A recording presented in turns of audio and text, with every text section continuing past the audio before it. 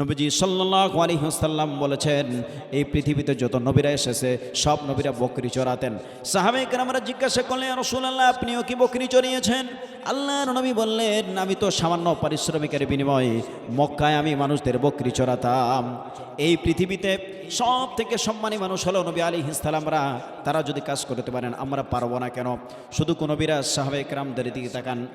সাহাবায়ে কেরাম যেমন আবু বকর সিদ্দিক রাদিয়াল্লাহু তাআলা আনহু, তিনি কাপড়ের ব্যবসা করতেন, এটার দ্বারা তিনি জীবিকা নির্বাহ করতেন। ওমর ইবনুল খাত্তাব রাদিয়াল্লাহু তাআলা আনহু, তিনিও কুলির কাজ করেছেন, শ্রমিকের কাজ করেছেন, তিনিও কষ্ট করেছেন, কাজকর্ম করেছেন। উসমান জিদ নূরাইন, তিনি কাপড়ের ব্যবসা করতেন।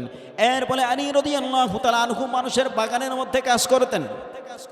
যে ব্যক্তি নিজের হাতে পরিশ্রম করে কাজকর্ম করে খায়, কোরআন সুন্নায় তাদের মর্যাদা অত্যন্ত উচ্চমানের। ইসলাম আত্মনির্ভরশীলতা, হালাল উপার্জন এবং পরিশ্রমকে বিশেষভাবে সম্মান করে। আল্লাহ পাক রব্বুল আলামিন কুরআনুল কারীমে সূরাতুন নাজমের 39 নম্বর আয়াতে কারিমায় বলেন, ওয়া আল্লাইসা লিল ইনসানি ইল্লা মা সাআ, মানুষ যা চেষ্টা করে তাকে তা দেওয়া হয়। তার মানে মানুষ যে কাজের জন্য চেষ্টা করবে আল্লাহ পাক রব্বুল আলামিন তাকে তা দান করবেন। মানুষকে কাজের জন্য বলা হয়েছে, পরিশ্রমের জন্য বলা হয়েছে। পরিশ্রমই মানুষের প্রকৃত সম্পদ। আল্লাহ পাক রব্বুল আলামিন কুরআনুল কারীমে সূরাতুল জুমার 10 নম্বর আয়াতে কারিমায় বলেন, ফাইদা কুদিয়াতিস সালাতু ফান্তাশিরু ফিল আরদি ওয়াবতাগু মিন ফাদলিল্লাহ واذكروا الله كثيرا لعلكم تفلحون। আল্লাহ পাক রব্বুল আলামিন বলেন, যখন নামাজ শেষ হয়ে যায় তখন তোমরা আল্লাহর অনুগ্রহ তথা রিজিক অন্বেষণে জমিনে ছড়িয়ে পড়ো এবং অধিক পরিমাণে আল্লাহকে স্মরণ করো, হয়তোবা তোমরা সফলকাম হবে। এই আয়াতের মধ্যে কাজের জন্য বলা হয়েছে, রিজিক অন্বেষণের জন্য বলা হয়েছে, চেষ্টা করার জন্য বলা হয়েছে, কষ্ট মুজাহাদার জন্য বলা হয়েছে। আল্লাহ পাক কিন্তু নামাজের পরে ঘরে বসে থাকতে বলেন নাই, নামাজের পরে মসজিদের কোণে বসে থাকতে বলেন নাই, বরং নামাজের পরে জমিনে কাজ করার জন্য বলেছেন। তার মানে কাজের কোনো বিকল্প নাই, কাজ আমাদের করতে হবে, অলসতা করা যাবে না। অনেক মানুষ আজকে ভিক্ষাবৃত্তিকে বেছে নিয়েছে।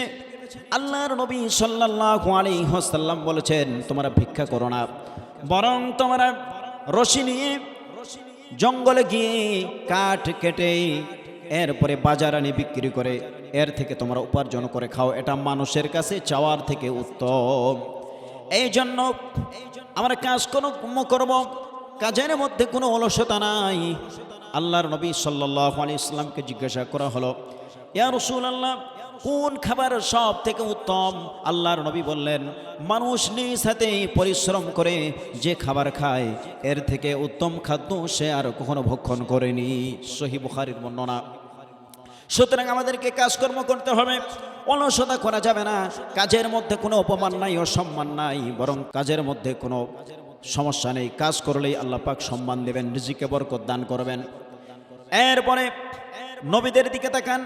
আল্লাহর পয়গম্বর দাউদ আলাইহিস সালাম, তিনি লৌহ বর্ম তথা যুদ্ধের ক্ষেত্রে যে লোহার তৈরি পোশাক ব্যবহৃত হয় সেই লোহার তৈরি পোশাক তিনি বানাতেন এবং তিনি এর দ্বারা জীবিকা নির্বাহ করতেন। এরপরে নূহ আলাইহিস সালাম, তিনি হচ্ছেন কাঠমিস্ত্রি। আল্লাহ পাক রব্বুল আলামিন বললেন, হে নূহ, তুমি বৃক্ষরোপণ করো। বৃক্ষরোপণ করলেন, 100 বছর হলো। এবার বললেন, নূহ গাছটাকে কাটো। তিনি এবার কেটে ফেলালেন। এরপর বললেন, এটা কাঠ বানাও। কাঠ বানালেন। এরপর বললেন, এটা দিয়ে তুমি তোমার কিস্তি নির্মাণ করো। এবার নূহ আলাইহিস সালাম আল্লাহর আদেশে কিস্তি নির্মাণ করলেন। সেটা বানানোর পর আল্লাহ পাক রব্বুল আলামিন মুমিনদেরকে সেই কিস্তির মাধ্যমে নাজাত দিয়েছিলেন, আর মহাপ্লাবনের মাধ্যমে জালিমদেরকে ধ্বংস করে দিয়েছিলেন। নূহ আলাইহিস সালাম হচ্ছে কাঠমিস্ত্রি। এরপরে আল্লাহর আরেকজন পয়গম্বর ইব্রাহিম খলিলুল্লাহ, তিনি হচ্ছেন রাজমিস্ত্রি। সহযোগী হচ্ছেন ইসমাঈল আলাইহিস সালাম। আল্লাহ পাক রব্বুল আলামিনের আদেশে ইব্রাহিম আলাইহিস সালাম এবং তিনার সন্তান ইসমাঈল আলাইহিস সালাম মিলে কাবা ঘর নির্মাণ করেছেন, রাজমিস্ত্রির কাজ করেছেন। এরপরে মুসা আলাইহিস সালাম মাদায়েনে মানুষের কূপ থেকে পানি উত্তোলন করার কাজ করেছেন। নবীজি সাল্লাল্লাহু আলাইহি ওয়াসাল্লাম বলেছেন, এই পৃথিবীতে যত নবীরা এসেছে সব নবীরা বকরি চড়াতেন। সাহাবায়ে কেরামরা জিজ্ঞাসা করলেন, ইয়া রাসূলুল্লাহ, আপনিও কি বকরি চড়িয়েছেন? আল্লাহর নবী বললেন, আমি তো সামান্য পারিশ্রমিকের বিনিময়ে মক্কায় আমি মানুষদের বকরি চড়াতাম। এই পৃথিবীতে সব থেকে সম্মানী মানুষ হলো নবী আলাইহিস সালামরা। তারা যদি কাজ করতে পারেন আমরা পারবো না কেন? শুধু কোন নবীরা সাহাবায়ে কেরামদের দিকে তাকান। সাহাবায়ে কেরাম যেমন আবু বকর সিদ্দিক রাদিয়াল্লাহু তাআলা আনহু, তিনি কাপড়ের ব্যবসা করতেন, এটার দ্বারা তিনি জীবিকা নির্বাহ করতেন।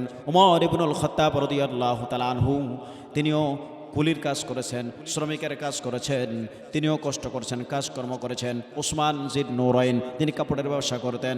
এর ফলে আলী রাদিয়াল্লাহু তাআলা আনহু মানুষের বাগানের মধ্যে কাজ করতেন। তাহলে সাহাবায়ে কেরামরা নবীদের পরে সব থেকে সম্মানী মানুষ। তারা যদি কাজকর্ম করতে পারে, আমাদের বেলায় কি হয়েছে? কাজকর্মের মধ্যে কোনো লজ্জা নেই, বরং লজ্জা হলো অলসতার মধ্যেই।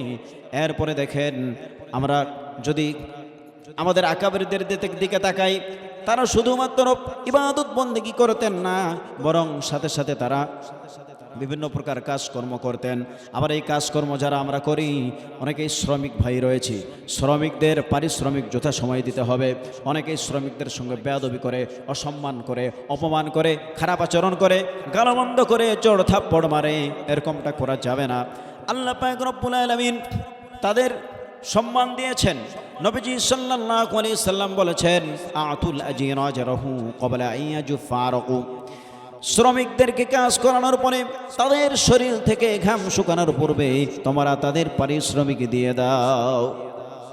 বহু মানুষ রয়েছে কাজ করায়, সারাদিন কাজ করালো, বলে বিল দেবো, বাজারে আসো, রাত বাজে 10টা। বহু মানুষ 3 দিন পরে কাজ করার পরে 3 দিন পরে টাকা দেয়। বহু মানুষ টাকা মেরে দেয়, টাকা দেয় না, এরকমও রয়েছে। আল্লাহ পাক রব্বুল আলামিন বলেছেন হাদিসে কুদসিতে, ক্বাল আল্লাহু তাআলা সালাসাতুন আনা খাশমুহুম ইয়াওমাল কিয়ামা। কিয়ামতের দিন 3 শ্রেণীর ব্যক্তিদের সঙ্গে আল্লাহ পাক রব্বুল আলামিন ঝগড়া করবেন, তর্ক করবেন, তাদের বিপক্ষে অবস্থান গ্রহণ করবেন। 1 নম্বর হলো ওই সমস্ত মানুষ যারা আল্লাহর নামে কসম দিয়ে তা পূর্ণ করেনি। 2 নম্বর হলো ওই সমস্ত মানুষ যারা স্বাধীন কোনো মানুষকে বিক্রি করে দিয়ে তাদের মূল্য ভক্ষণ করেছে।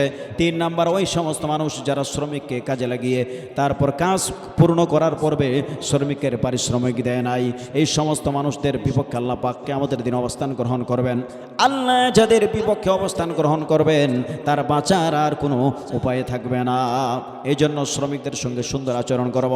আল্লাহ পাক রব্বুল আলামিন বলেছেন, ইন্নাল্লাহা ইয়া'মুরু বিল আদলি ওয়াল ইহসান। নিশ্চয় আল্লাহ পাক আদেশ দিলেন, তোমরা ন্যায়পরায়ণতা অবলম্বন করো আর মানুষের সঙ্গেই সুন্দর আচরণ করো।